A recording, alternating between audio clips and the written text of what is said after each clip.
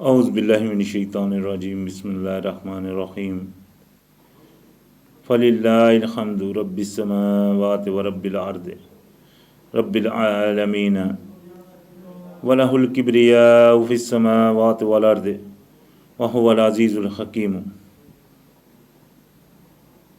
اما بعد اعوذ باللہ من الشیطان الرجیم بسم اللہ الرحمن الرحیم۔ الحمدللہ ہمارا اختتام سورہ بقرہ کی آیت نمبر 237 پہ ہوا تھا، اور وہاں سے انشاءاللہ الحمدللہ یہاں سے آگے شروعات ہے۔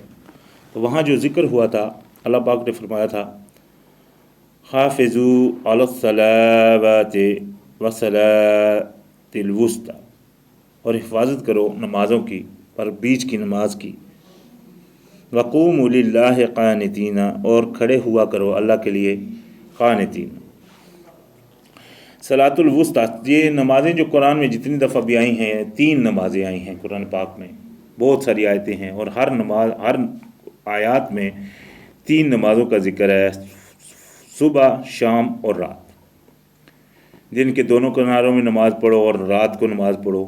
سورہ ہود میں ہے، اسی طرح سورہ قاف میں، سورہ طٰہٰ میں ہے، سورج نکلنے سے پہلے، سورج کے غروب ہونے سے پہلے اللہ کی تعریف کرو اور رات کے وقت۔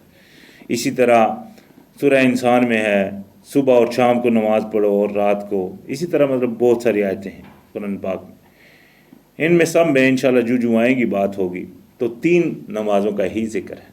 یہ 5 کس طرح ہوئیں وہ بھی انشاءاللہ واقعات ہے، وہ جب سورہ بنی اسرائیل آئے گی تو وہاں انشاءاللہ بات ہوگی کہ یہ کیا واقعہ ہے سارا انشاءاللہ۔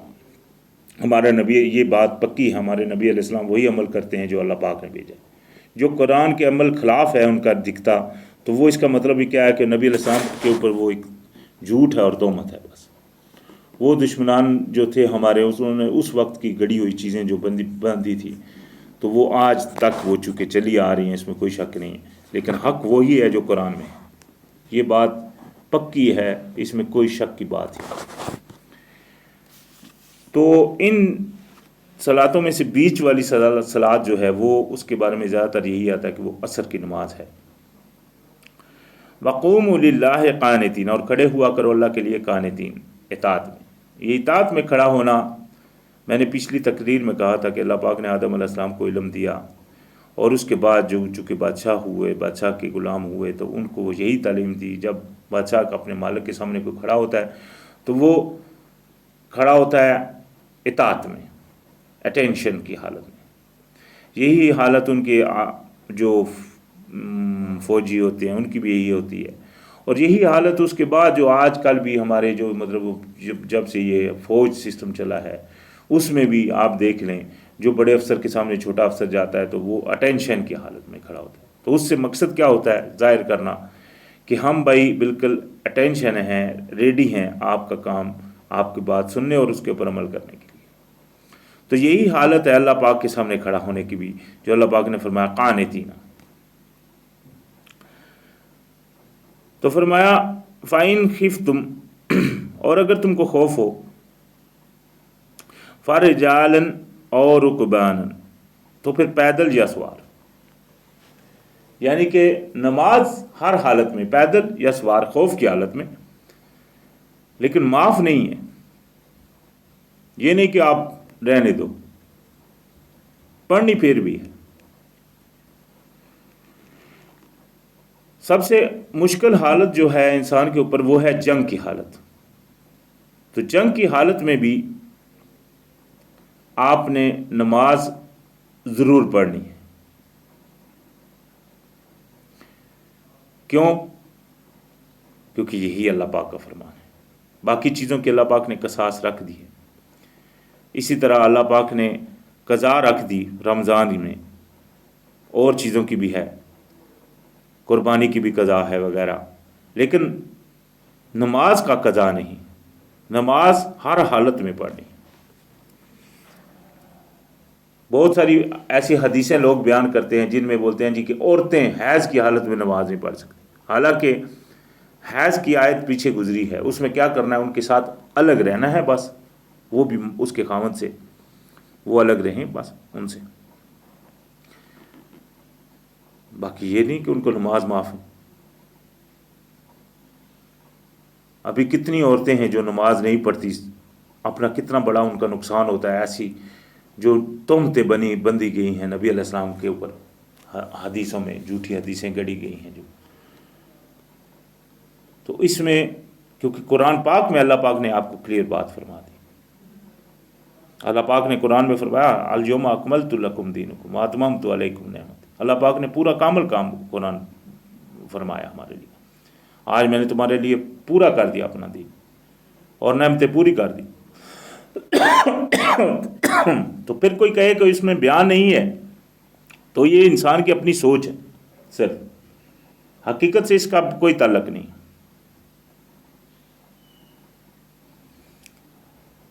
تو لہذا اللہ پاک نے جو فرمایا وہی سچ ہے. یہاں اللہ پاک نے فرما دیا کہ اگر آپ خوف کی حالت میں ہو تو پھر چلتے ہوئے یا سوار آپ نے نماز پڑھنی. حدیثوں میں ایسی چیزیں ہسٹری واقعات میں آتی ہیں, حضرت عمر رضی اللہ تعالیٰ عنہ کے دور میں لڑائی میں کرتے کرتے بھی آپ نماز پڑھ سکتے ہیں. مطلب کس نماز آپ کو معاف نہیں. سب سے میں نے کہا آپ کو سب سے مشکل جگہ وہ ہے جنگ, جہاں انسان کو اپنی جان کی پڑی ہوتی ہے, وہاں بھی آپ نے نماز پڑھنی.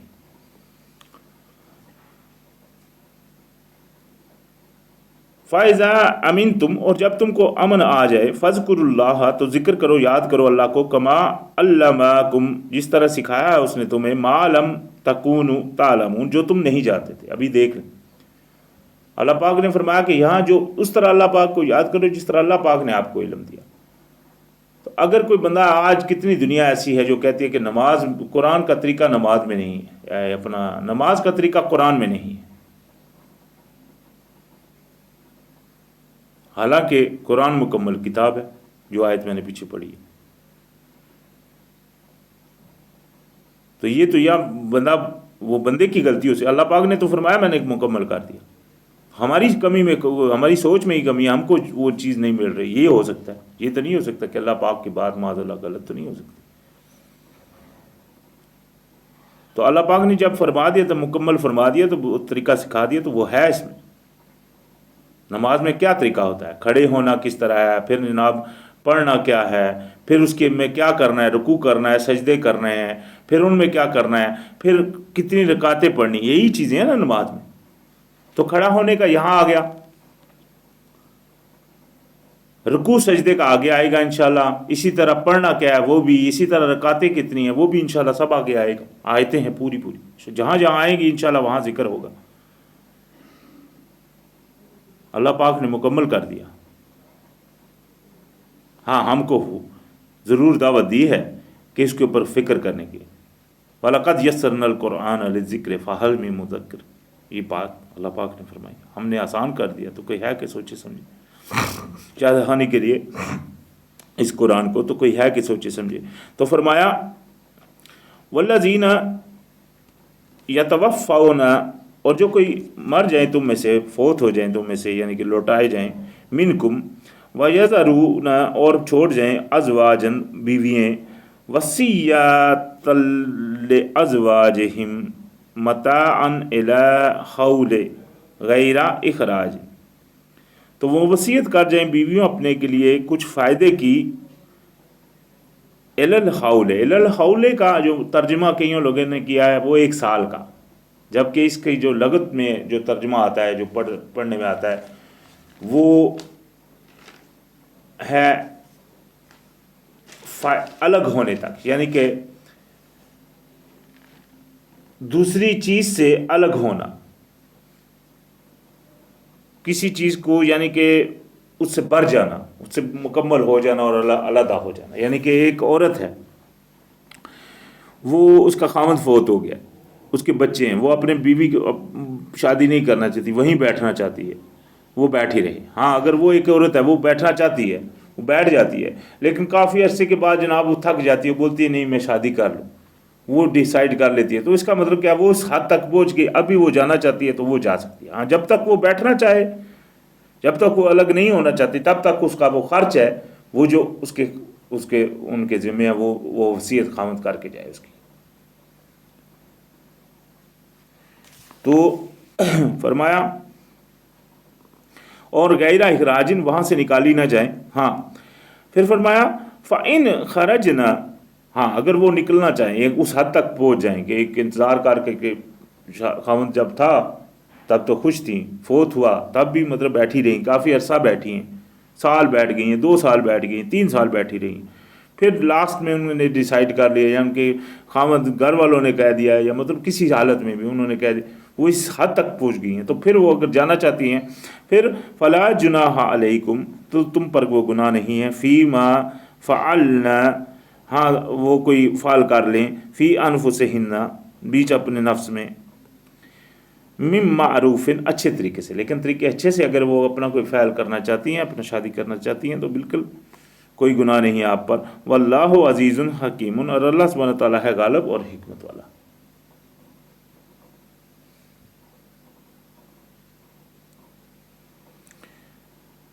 وَلِلْمُطَلَّقَاتِ، اور جو طلاق یافتہ ہیں، متاع بالمعروف، ان کے لیے بھی فائدہ پہنچانا ہے اچھے طریقے سے.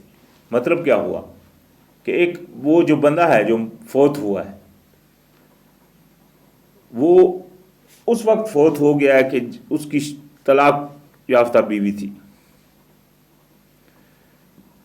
تو ابھی وہ عدت میں ہے، تو لازمی بات ہے عدت میں تو وہ اسی کے گھر میں رہے گی، تو اس کو بھی لازمی وہ فائدہ جو ہے وہ ان کا کام بنتا ہے پہنچانا. حقاً علی المتقین، یہ حق ہے متقین.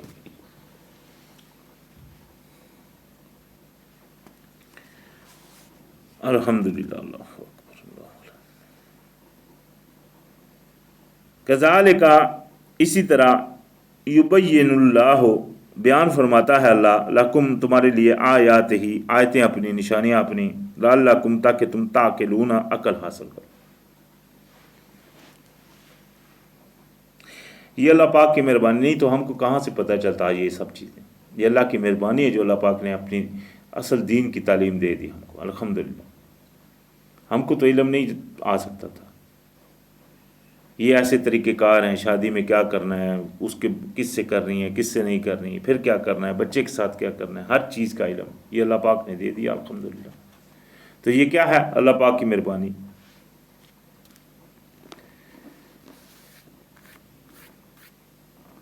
تو اللہ پاک کی مہربانی کا مطلب اللہ پاک کا شکر کرنا چاہیے ہر حال میں.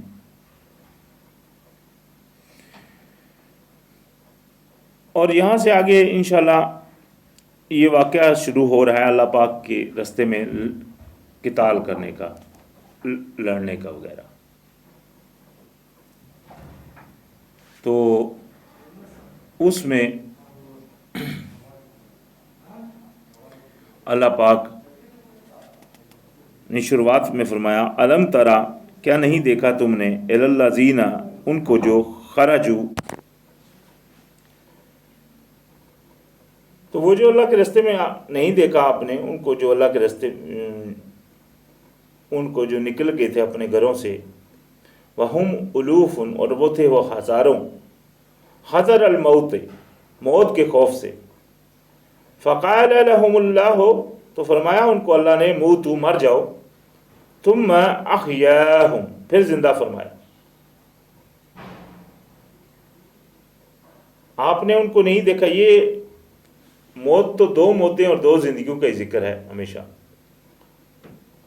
تو جب بھی معجزتاً موت کا میں نے کہا تھا پہلے بھی کہ کوئی معجزے کے طور کے اوپر اللہ پاک کسی کو زندہ کر دے اور پھر مار دے، وہ اللہ کا بات ہے. تو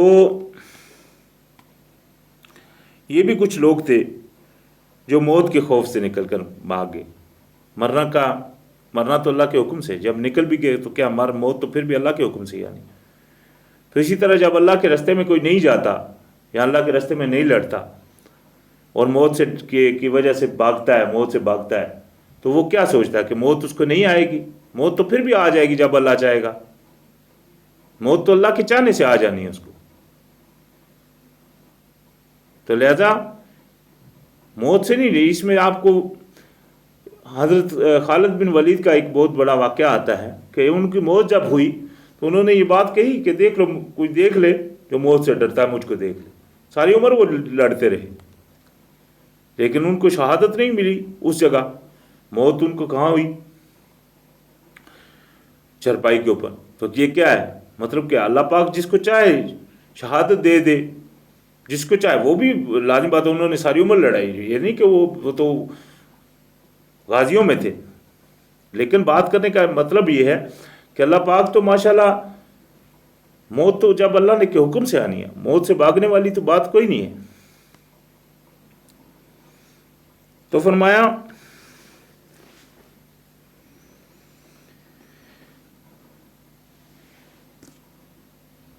ثم احیاہم، پھر ان کو زندہ فرمایا، اور ان اللہ، بے شک اللہ سبحانہ تعالیٰ لذو فضل، فضل فرمانے والا ہے، علی الناس، اوپر لوگوں کے، ولیکن لیکن اکثر الناس، اکثر جو لوگ ہیں، لا یشکرون، نہیں شکر کرتے۔ اللہ پاک تو فضل فرماتا ہے، فضل فرمانے والا ہے اللہ پاک کی ذات، لیکن لوگ ہیں جو شکر نہیں کرتے۔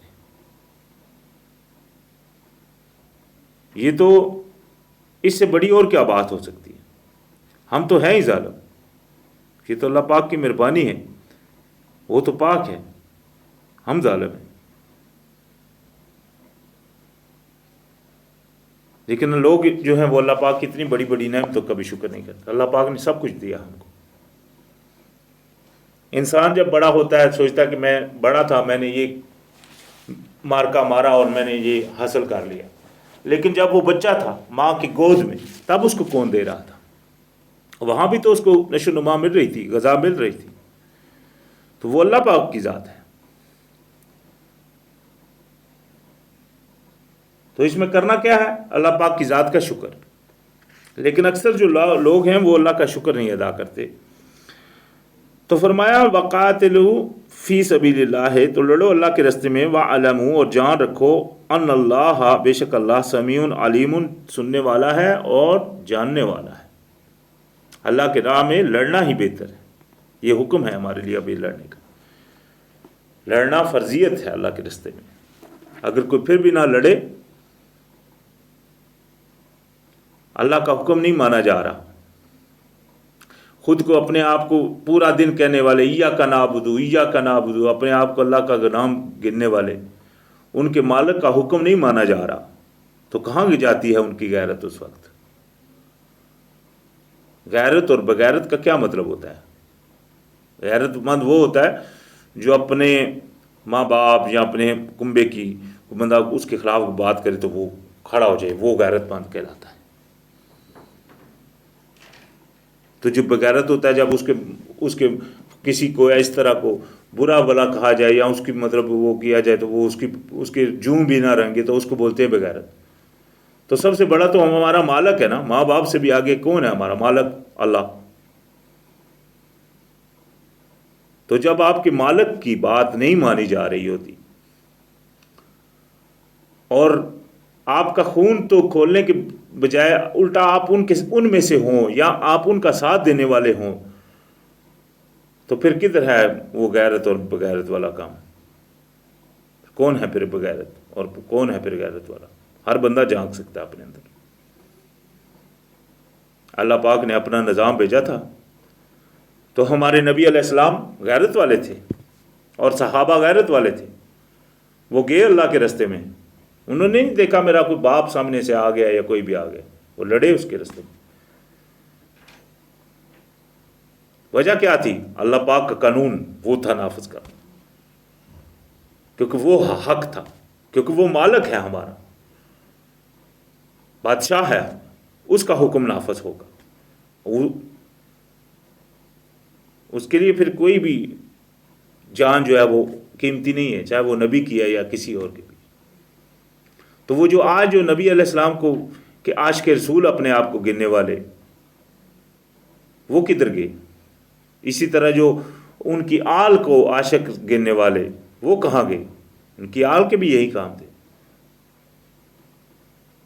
وہ بھی اللہ کے راستے میں لڑنے والے تھے۔ اسی طرح صحابہ، حضرت علی رضی اللہ تعالیٰ عنہ کیا نہیں لڑے اللہ کے راستے میں؟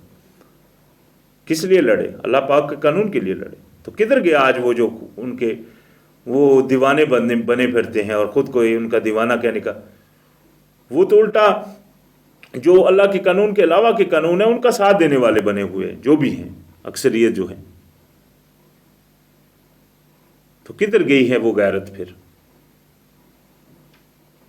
تو لہذا فرمایا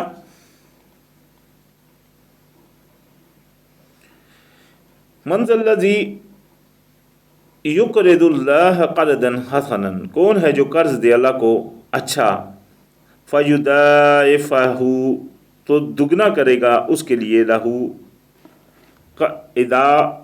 اضعافا کثیر، دگنا بہت زیادہ، بہت زیادہ اس کے لیے وہ پھر دگنا فرمائے گا۔ کون ہے جو اللہ کو قرض دے؟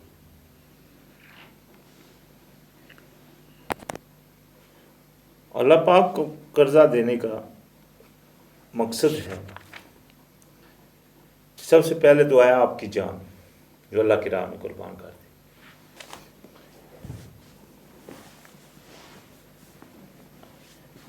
جس طرح اللہ پاک نے قرآن میں ایک اور جگہ فرمایا، یا ایھا الذین آمنوا کونوا انصار اللہ، اے لوگو ایمان والو ہو جاؤ اللہ کے مددگار، کما قال عیسی ابن مریم للحواریون من انصاری اللہ قال الحواریون نحن انصار اللہ، جس طرح اللہ عیسیٰ علیہ السلام نے فرمایا تھا، عیسیٰ ابن مریم نے فرمایا تھا حواریون سے کون ہے جو اللہ کا مددگار بنے، تو حواریوں نے کہا ہم اللہ کے مددگار ہیں۔ تو اللہ کے مددگار کا مطلب کیا ہے؟ اللہ کے قانون کے مددگار بننا، اللہ کے دین کے مددگار بننا، اللہ پاک کی بات مانی جائے، آپ اس کے فوجی ہیں، آپ اس کے غلام ہیں، تو وہ جہاں آپ نے اپنی غلامی وہ ظاہر کرنی، تو اللہ پاک کا حکم بھی ہے قتال کا بھی اور اللہ کی مددگاری کا بھی۔ اسی طرح یہاں بھی فرمایا تو خرچ کرو اللہ کے راستے میں۔ تو واللہ یقبض، اور اللہ ہی ہے جو وسط فرماتا ہے، ویبسط، اور تنگی فرماتا ہے۔ اللہ سبحانہ وتعالیٰ ہی تنگی فرماتا ہے اور وسط فرماتا ہے، جتنی جس کے لیے چاہے۔ تو وَإِلَيْهِ تُرْجَعُونَ، اور اسی کی طرف لوٹ کر جاؤ گے، یعنی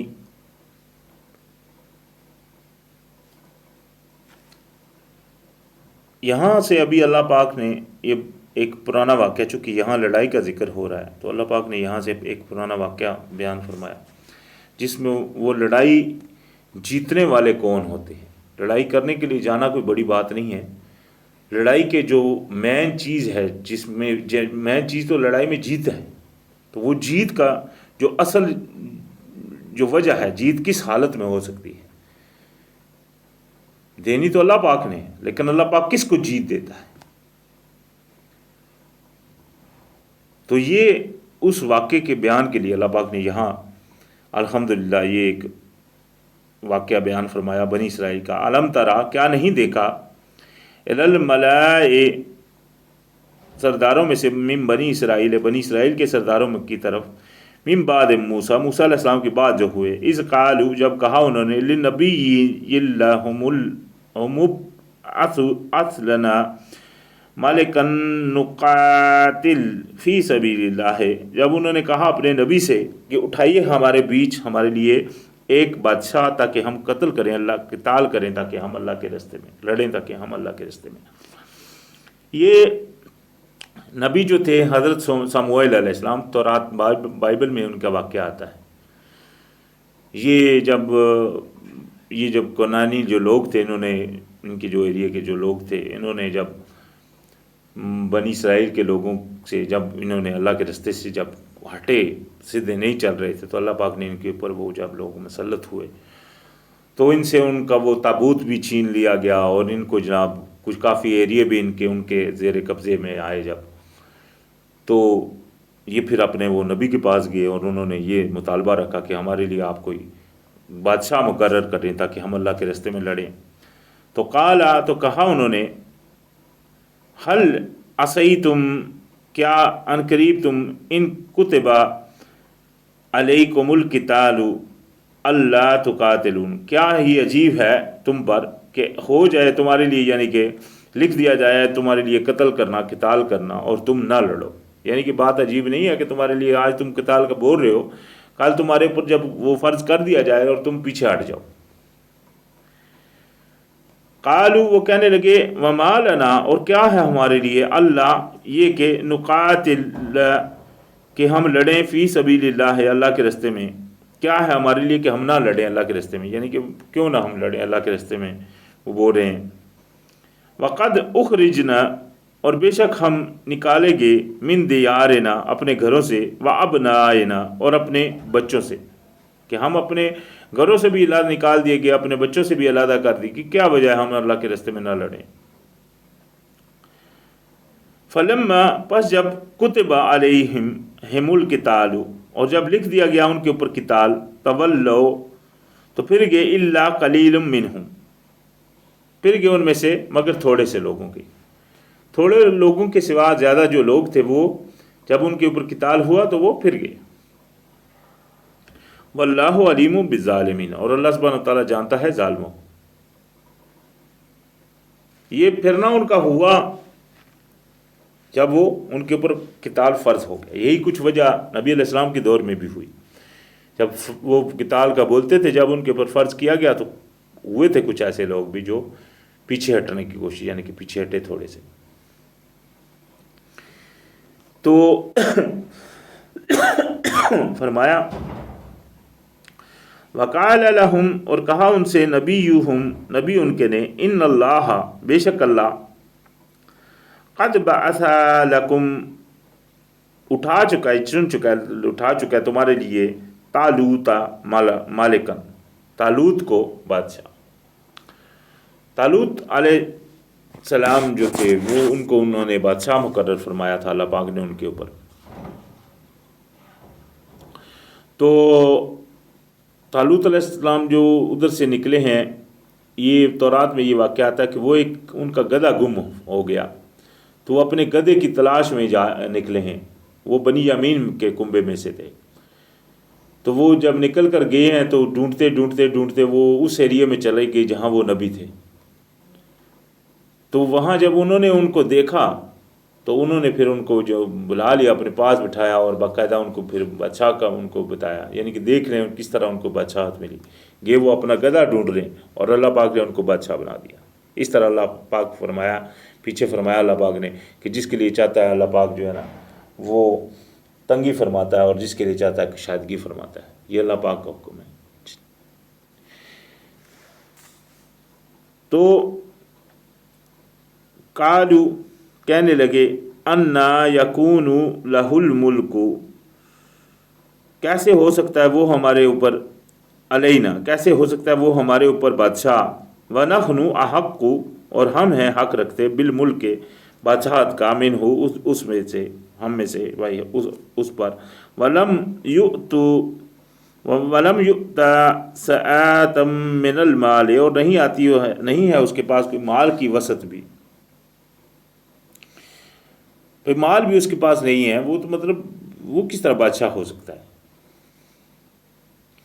قال، فرمایا، ان اللہ اصطفاہ، اللہ پاک ہے جو چن چکا، علیکم، تم پر، یعنی کہ ان کو اللہ پاک نے چن لیا تم پر، وزادہ بسطۃ فی العلم والجسم، اور زیادہ دی ہے اس کو وسعت جسم میں بھی، علم میں بھی اور جسم میں بھی۔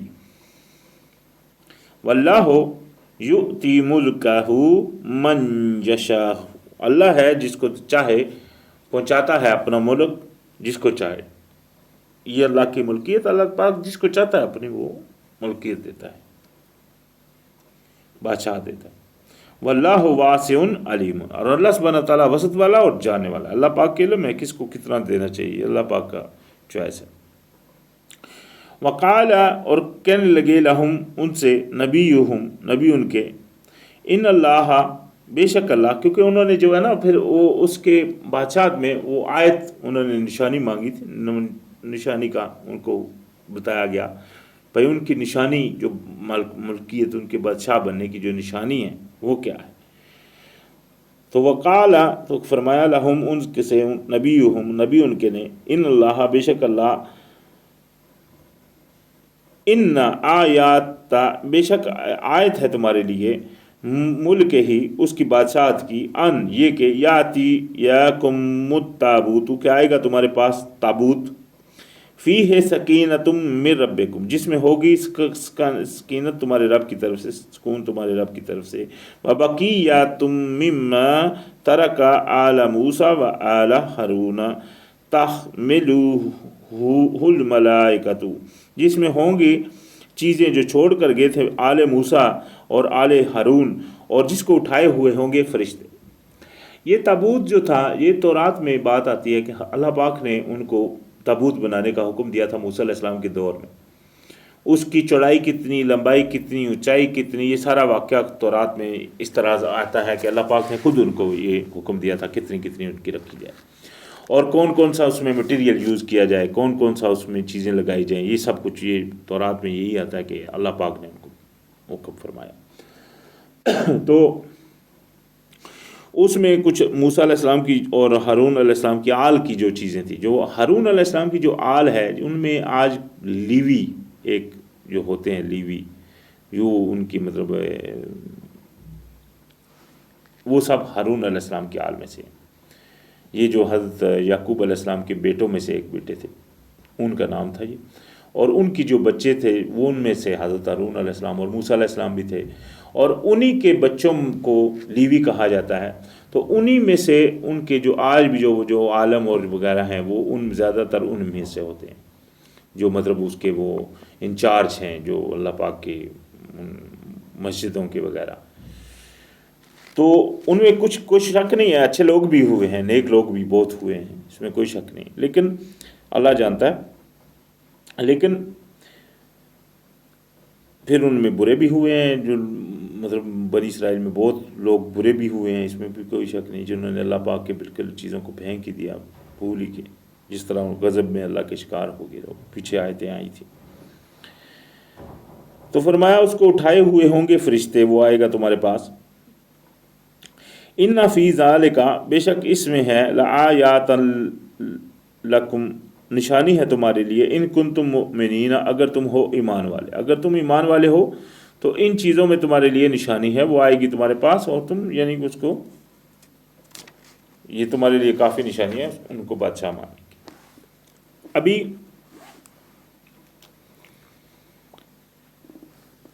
جب وہاں سے چلے فلما پس جب فصل طالوت جب نکلے طالوت علیہ السلام بالجنود اپنے گروہ کو لے کر، قالا کہا ان اللہ بے شک اللہ مبتلیکم آزمائش کرے گا تمہاری بنہارن ایک نہر سے، فمن شربا جو پی لے گا، پس جو کوئی پی لے گا منہ اس میں سے، فلیس منی پس وہ نہیں ہے میرا، فمن لم یطعمہ اور جو نہیں چکھے گا اس کو، فإنہ منی پس وہ ہے میرا، الا من اغترف غرفاتم بیدہ مگر یہ کہ کوئی چلو بھر لے لے اپنے ہاتھ سے۔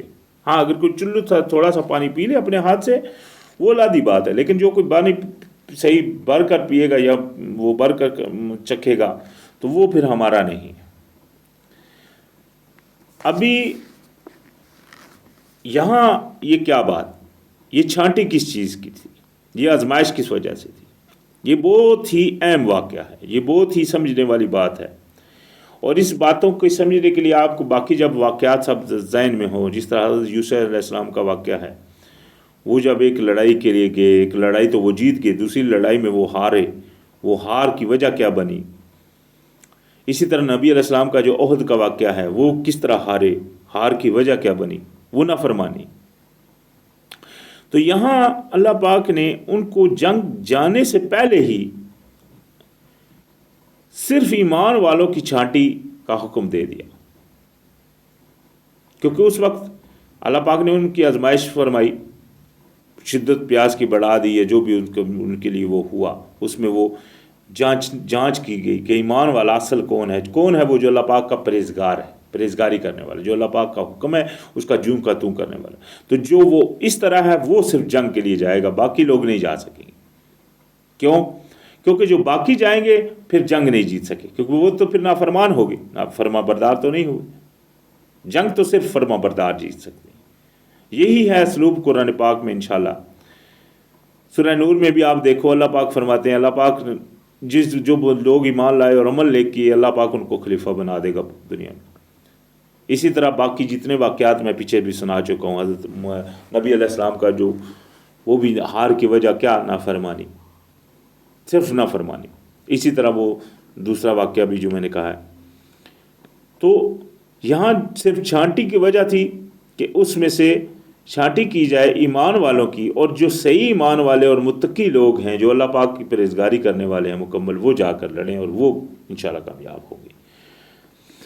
آج جتنی بھی مسلمانی جو گروہ بنے ہوئے ہیں مسلمانوں کے، اور وہ باقاعدہ لڑ رہے ہیں، لیکن جو لڑ رہے ہیں ان میں پہلی بات ہے، ان میں اکثریت اگر دیکھا جائے تو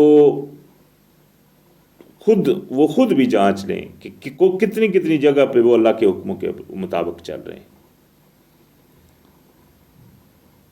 ایسے طریقہ کار انہوں نے، اور اس کے بیچ میں نے پہلے بھی ذکر کیا تھا کہ بہت ساری غلط تنظیمیں ایسی اٹھ گئی ہیں، بہت سارے دشمن ایسے اٹھے ہیں جنہوں نے لوگوں کو غلط یوز کیا ہوا ہے، اور اس سے وہ خواہ مخواہ بے گناہ لوگوں کو موت کی گھاٹ اتار رہے ہیں، ٹھیک ہے نا، وہ مطلب اسلام کے نام کو بدنام کر رہے ہیں، اور ایسے لوگوں کو مطلب وہ بے گناہ مار رہے ہیں جن کا بالکل اللہ پاک نے ایسا کچھ نہیں کہا، اور پھر وہ بول رہے ہیں کہ ہم جنتی ہو جائیں گے۔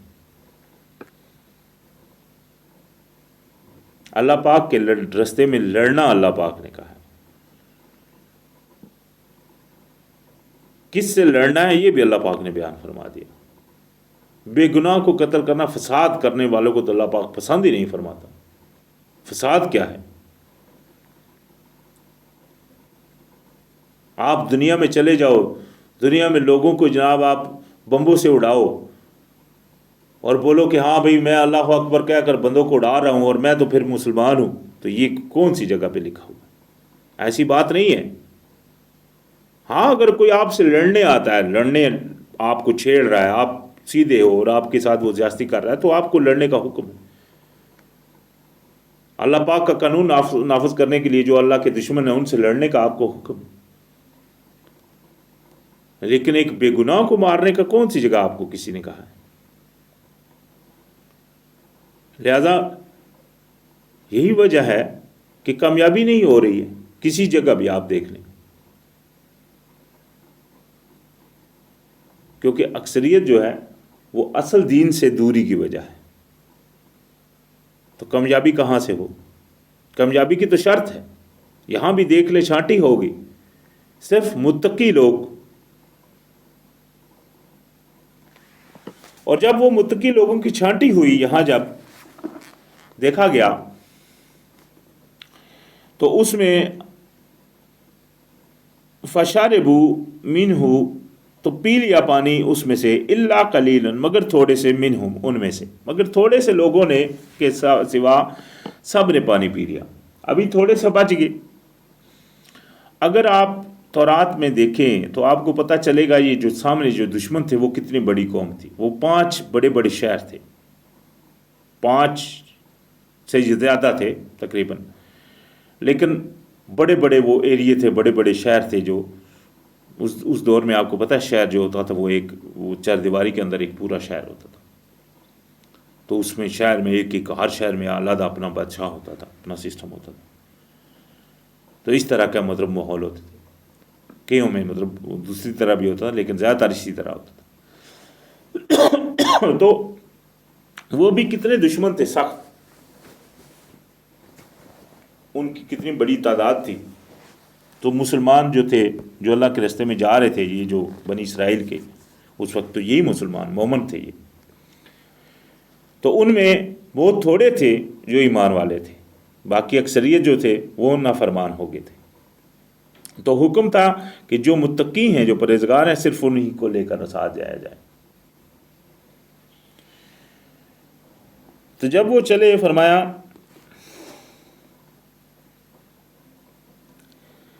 فلما جوزہ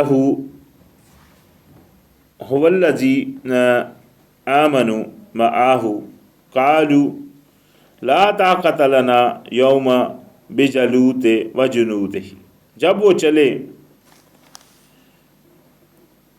اور جو تھے ایمان والے ان کے ساتھ، وہ کہنے لگے کہ لا طاقت، کہ طاقت نہیں ہے آج ہم میں کہ لڑیں اس جالوت کے اس گروہ سے، یعنی کہ اس جالوت کے گروہ کی طاقت ہم میں آج نہیں ہے۔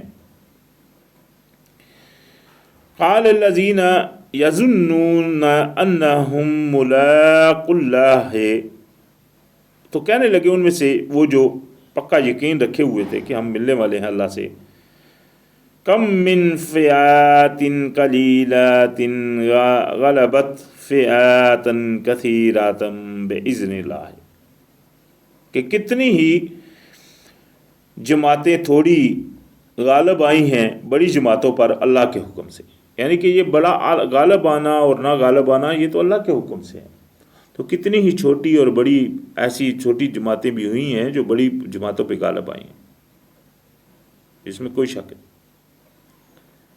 لہذا ان سے پہلے کتنے واقعات ہو گزرے تھے، جس طرح نوح علیہ السلام کا واقعہ ہے، ہود علیہ السلام کا واقعہ ہے، صالح علیہ السلام کا واقعہ ہے، اسی طرح لوط علیہ السلام کا واقعہ ہے، اسی طرح کتنے اور واقعات تھے، تو کتنے کتنے بڑے تھے وہ، کامیاب کون ہوا؟ اللہ کے وہ لوگ، اللہ کے پیارے نبی اور ان کے جو ساتھ جو بچے، تو کرنے والا غالب کون تھا؟ اللہ کی ذات تھی نا۔ تو فرمایا انہوں نے، یعنی کہ یہ بات نہیں ہے جو بھی اللہ پاک چاہے، تو فرمایا واللہ مع الصابرین، اللہ پاک ہے بے شک صبر کرنے والوں کے ساتھ،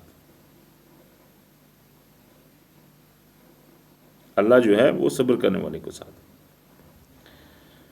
ولما، اور جب برزو آئے اس کے سامنے ہوئے، جب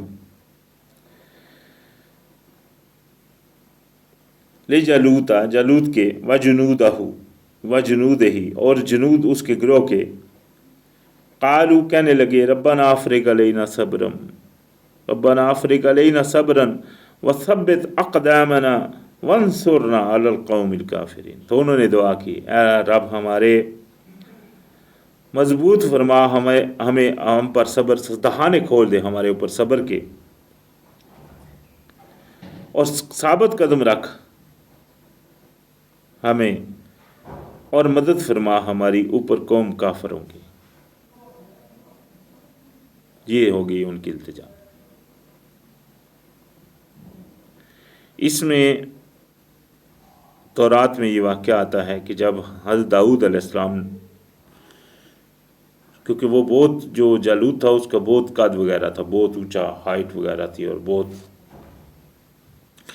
تو داؤد علیہ السلام جب اس کے سامنے آئے اس کے ساتھ لڑنے کے لیے، جو تورات میں آتا ہے یہ واقعہ، تو وہ آیا تو وہ بولتا ہے، پہلے تو اس نے بہت نعرہ لگا کہ ہاں بھائی جو بھی آ جائے تم میں سے اگر کوئی آ جائے تو مجھ سے لڑ لے، تو یہ اس طرح کے اس نے مطلب وہ تحش دلوائی۔ تو اس وقت پھر طالوت کے پاس داؤد علیہ السلام گئے تو انہوں نے کہا جی کہ مجھ کو اجازت دے، میں نے ایک شیر کو اس طرح میں نے جناب جنگل میں نے اکیلے مار، وہ داؤد علیہ السلام اس وقت چھوٹے سے تھے، عمر اتنی نہیں تھی، تو انہوں نے جب ان کو دیکھا تو انہوں نے کہا جی میں نے تو ایک دفعہ ایک شیر آیا تھا وہ جنگل میں، تو میں نے اس سے اس طرح مقابلہ کیا اور میں جیت کے، مطلب اس طرح انہوں نے جب کہا تو انہوں نے کہا ٹھیک ہے آپ جاؤ۔ جب وہ چلے گئے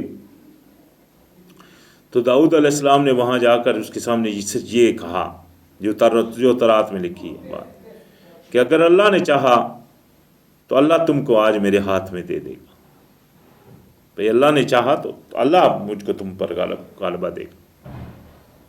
اس نے بڑی باتیں کی، لیکن داؤد علیہ السلام نے اس کو آگے سے یہ کہا، تو اور اللہ پاک نے ان کو غالبہ دیا، انہوں نے اس کو ایک وار سے ایسا مارا پتھر جس سے وہ مرا، الحمدللہ۔ تو یہ نصرت ہوتی ہے جو اللہ پاک کی طرف سے ہوتی ہے، اللہ پاک جس کو چاہتا ہے وہ دیتا ہے، دیتا اللہ پاک صبر والوں کے ساتھ ہے، بے شک اللہ پاک صبر والوں کے ساتھ ہے۔ بار بار اللہ پاک فرماتا ہے۔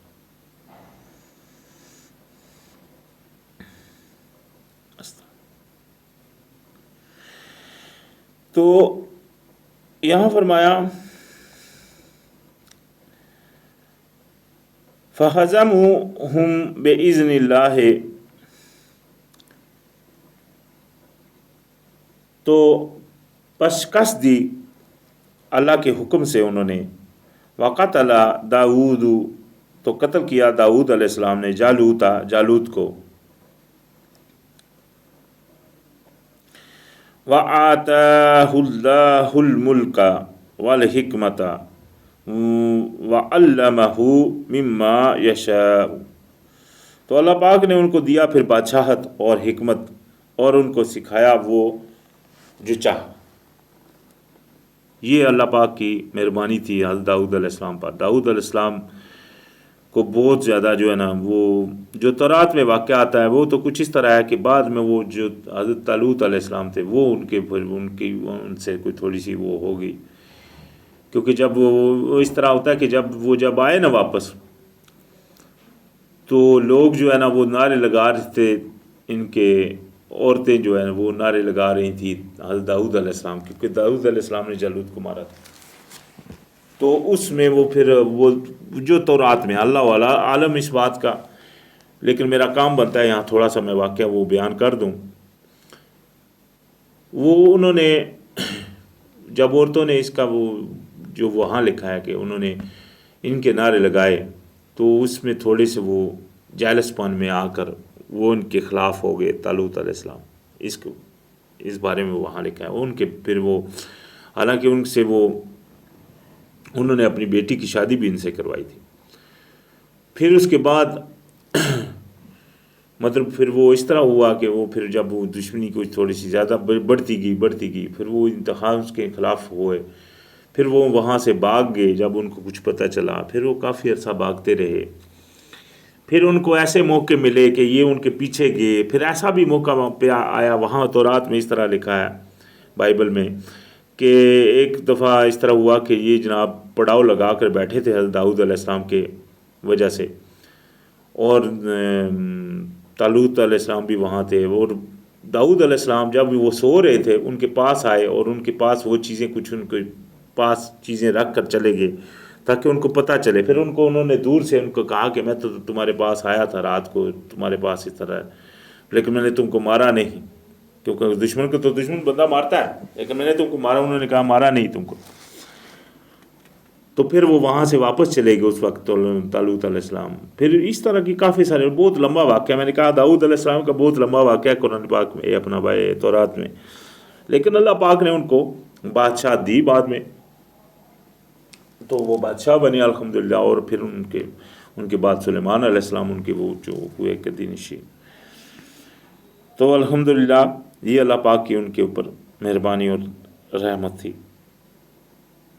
تو فرمایا